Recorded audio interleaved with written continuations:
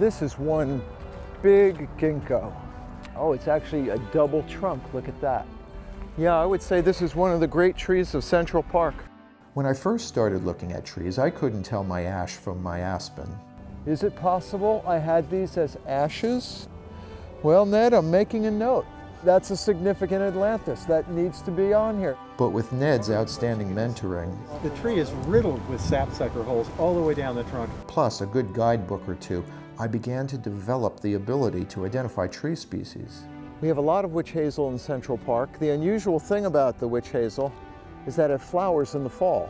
And even though its leaves are dropping off like the other trees, it's still blooming. Having been a devoted birder for many years, I thought there really can't be all that much to identifying trees, but I soon found out it was not that simple. There was an ash down there. Look at that big one on the path. They just cut that. They were afraid it was going to fall. This particular area is so dense with trees that it really took an enormous amount of time to map it and get it right. I quickly learned that the field marks for tree identification vary widely depending on the tree's age. Here are some of the largest sweet gums in the North Woods. Look at these massive giants.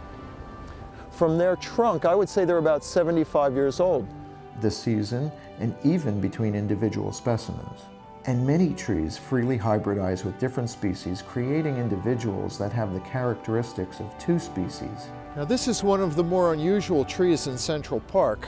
This is a hybrid oak. It's a cross between a shingle oak and a black oak. These two leaves look entirely different, yet they both come from the same tree.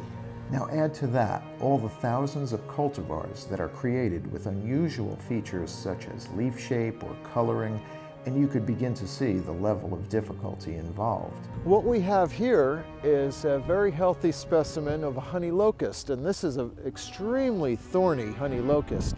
Certain cultivars of this same tree have been created without thorns, and many of those are used on plantings of city streets. Suddenly, this isn't just tree identification or information architecture or cartography anymore.